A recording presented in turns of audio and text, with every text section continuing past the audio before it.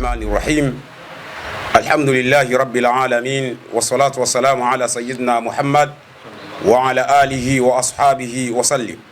Baada ya kumshukuru Allah subhanahu wa ta'ala na kumtakia ziada za rehma bwana mtume Muhammad sallallahu alayhi wasallam, ndugu wa Tanzania na waandishi wa habari kwa ujumla, kama ambavyo ametangulia kusema msemaji wa Umoja wa Wahadhiri wa Kiislamu, lengo la ujio wetu ni kuamua kuzungumzia swala zima la mmomonyoko wa maadili katika jamii yetu. Tunaposema katika jamii, maana yake mmomonyoko wa maadili ndio nguzo ya watu kuishi. Yani kama watu wataishi kwenye maadili mema na yaliyo sawasawa, maana yake hiyo jamii ndio itakuwa yenye kufanikiwa. Lakini kila jamii ina wasimamizi wa kusimamia maadili. Wanaostahili kusimamia maadili nambari 1 wanaweza kuwa ni viongozi wa kidini, viongozi wa kiimani, kwa sababu viongozi wa kiimani wanamjenga mtu ndani ya moyo wake. Wakimjenga mtu ndani ya moyo, maanake huyu mtu anakuwa na hofu ya Mungu pindi anapotembea, pindi anapolala, pindi anapofanya jambo lolote. Lakini viongozi wa kidini wanapokuwa wao ndio wameanza kuharibika kwenye maadili, maana yake hata wale wanaowasimamia na wenyewe hawawezi kuwa na maadili ya aina yoyote. Kwa sababu unaweza kuona viongozi wa serikali wakawa na sehemu fulani ya kusimamia maadili, lakini viongozi wa serikali wanausimamia mwili, lakini viongozi wa kidini wanasimamia roho. Anayesimamia roho ana nguvu zaidi kuliko anayesimamia mwili, kwa sababu huyu anayesimamia roho ameshika moyo wa mtu. Hata akiwa peke yake anakuwa na hofu, kwa sababu moyo wake unakuwa na hofu ya kimungu. Sasa kama ambavyo msemaji wa kwanza alivyotangulia, kumekuwa na mambo mengi yakiendelea katika taifa, na watu wanaweza kujiuliza kwa nini umoja wa hadhiri tuseme. Tunasema umoja wa hadhiri kwa sababu moja ya shughuli yetu ni kusema, kulingania mema na kukataza mabaya. Taasisi yetu imesajiliwa kwa kazi ya kulingania mema na kukataza mabaya. Sasa jambo lolote baya linapotokea katika jamii, huwa hatuangalii baya hii analifanya nani, awe analifanya kiongozi wa serikali. Tutasema, na tumekuwa tukisema sana. Hata huko nyuma mmekuwa mkiona tukisema, wawe ni serikali tutawasema, wawe ni viongozi wa kidini tutawasema, wawe ni raia wa kawaida. Hata kama ni sisi wenyewe tumekosea, tutasemana, kwa sababu moja ya wajibu wa taasisi yetu ni kuhakikisha inatoa mwongozo ulio sawa. Ndugu zangu, katika mazungumzo ya kijamii kuna vitu viwili.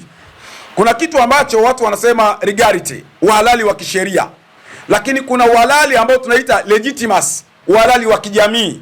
Sasa unaweza ukalisema jambo kwenye uhalali wa kisheria, pengine ukawa na uhalali wa kulisema, lakini legitimacy kwa maana ya uhalali wa kisheria, hilo jambo ukawa hauna uhalali wa kijamii, ukawa hauna uhalali wa kulisema kwenye jamii. Kwa nini tunasema haya? Kama alivyotokea msemaji wa kwanza, katika jamii yetu tunapoishi tumekuwa kuna mambo yanaendelea kila siku, lakini yanaendelezwa na watu wale wale kila kukicha, sura zile zile, watu wale wale. Mfano, kwenye jamii yetu kuna mtu anaitwa Gwajima, mwenyewe anajiita askofu. Sijui uaskofu kwenye Ukristo wanaupataje, lakini sina shida na huo uaskofu wake.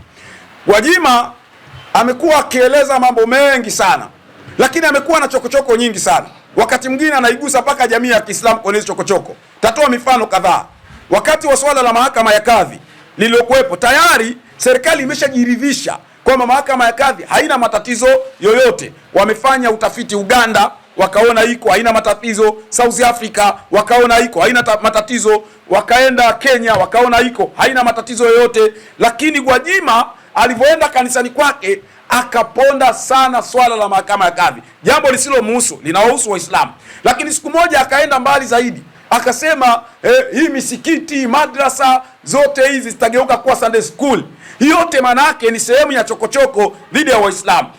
Na swala ambalo limetokea hapa juzi kati, kama tulivyosikia, ametoa mifano yake ya uchawi, ya kufeka wachawi. Katika mifano yake ameenda mbali, anasema hata huyo mchawi akiwa ni shekhe, feka. Huyo mchawi akiwa ni darueshi, feka. Lakini mbona hajasema huyo mchawi akiwa ni shemasi, feka? Mbona hajasema huyo mchawi akiwa ni padri, feka? Kwa nini asiwaseme na hao? Lakini kwa nini asemee mashehe? Mashehe zetu nani alimwambia mashehe ni wachawi? Kwa nini watolee mifano mashehe kwenye sifa ya uchawi?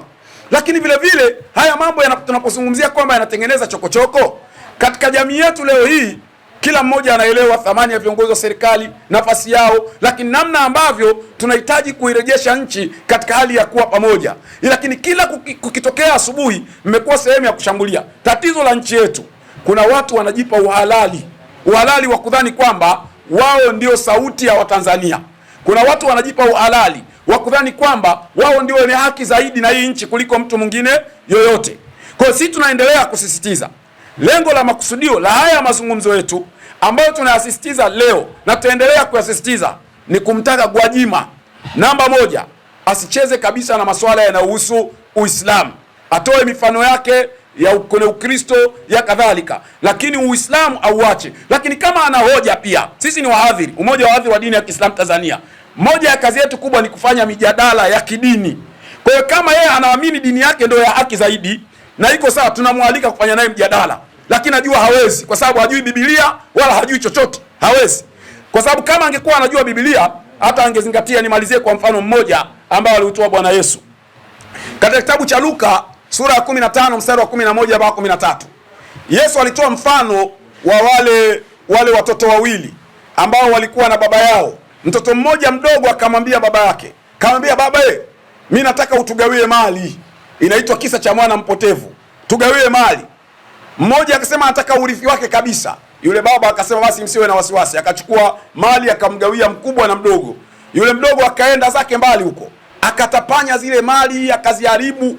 Baadaye akaishiwa, akaanza kuhangaika, hajui cha kufanya. Maisha yakawa magumu. Mwisho wa siku akasema bora nirudi kwa baba kule nikafanye kazi kama wafanyakazi wake. Kule kuna chakula, kuna nini, nitakula hata chakula. Aliporudi nyumbani, cha kwanza alifika akamwambia baba yake, mimi naomba unipe msamaha. Unisamehe kwa makosa na Mungu anisamehe. Baba yake akamwambia basi mwanangu, nimekusamehe. Akamchinjia ndama. Alipomchinjia ndama mzuri, yule mtoto akampigia na ngoma, sherehe zikawa zinafanywa. Yule mtoto aliyebaki nyumbani, ambaye hakutoka nyumbani wala hakuzitapanya zile mali, akaanza kuona wivu, akaanza kusema maneno mabaya. Mimi ndio nimekuwa mtoto mzuri, inakuwaje leo sijawahi kuchinjiwa mnyama, anachinjiwa huyu, inakuwaje? Sasa nani aliyepotea katika hao wawili? Aliyepotea sio huyu mtoto aliyeondoka.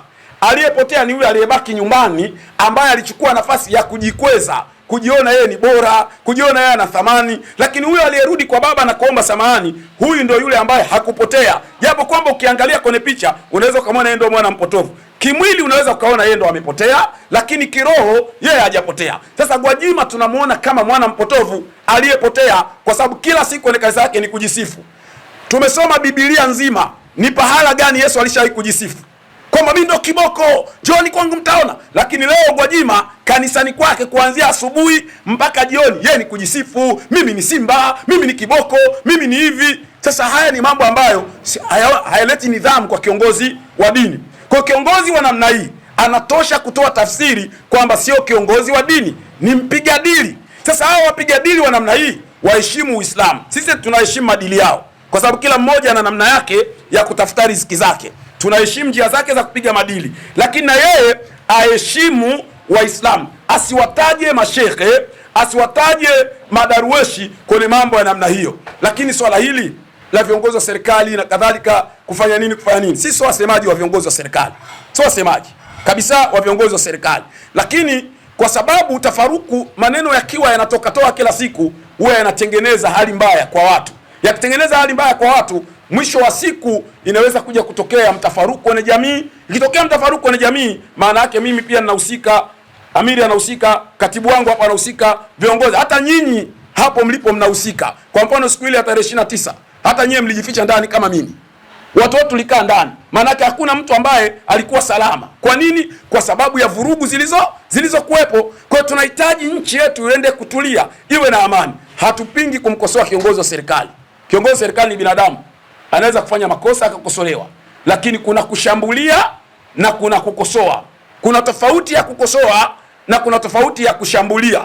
Kuna wakati ukiangalia unaona hapa sio ukosoaji, bali ni kushambulia. Sasa ukinaposhambulia unatengeneza matatizo. Kinachotakikana watu wasishambulie, viongozi wanatakiwa wakosoe na kuonesha njia. Kwa mfano sisi tunaweza tukasema jambo hili serikali haliko sawa, Kwa hiyo sisi kama viongozi tunasema hili aliko sawa, na tunapendekeza jambo hili liwe hivi hivi hivi. Huo ndio ukosoaji. Lakini ikiwa unashambulia, maana yake lengo lako wewe ni baya, huna lengo jema. Kwa hiyo ndugu waandishi wa habari na Watanzania wote kwa ujumla, sisi kama umoja wa hadhiri tunaendelea kusisitiza, anapotoa mifano yake achane na Uislamu. Sisi tunajua pia kufanya anayoyafanya, achane na Uislamu, achane na mashehe, atoe mifano yake huko anakotoa. Lakini tunaendelea pia kusisitiza, tunahitaji amani ya nchi hii, tunahitaji salama ya nchi hii. Haki bila amani haiwezi kuwepo, na haki na amani bila haki pia haiwezi kuwepo. Haya ni mambo mawili yanayotegemeana. Asikudanganye mtu kwamba ile haki tu peke yake, amani hakuna. Hicho kitu cha namna hiyo duniani kote. Ndio maana leo unaona mapigano ya Irani na Marekani na Israel. Nini kinachotafutwa sasa hivi? Wanatafuta amani. Hawaanzi kujadili haki, lakini wanajadili kwanza nini? Amani. Haya mambo mengine yatakuja baadaye. Kwa hiyo ni lazima tujue haki ina umuhimu, lakini lazima tujue amani ina umuhimu. Na ili ya mambo yote yapatikane, lazima kuwe na nidhamu. Nidhamu kwa viongozi wa dini, nidhamu kwa viongozi wa serikali, nidhamu kwa wananchi. Nidhamu inapokuwepo, haya mambo yote ya haki, haya mambo yote ya amani, usalama wa nchi, kushirikiana, mambo yote hayo yatakwenda kupatikana. Kwa hiyo lengo letu ni hilo, tunasisitiza. Lakini kwa sababu bado kuna wasemaji wengi hapa, wana mengi ya kusema, wataendelea kuyasema. Niwashukuru sana waandishi wa habari, niwashukuru wa Tanzania kutusikiliza. Wa ulahuna wa assalamu alaikum wa rahmatullahi wa barakatuh.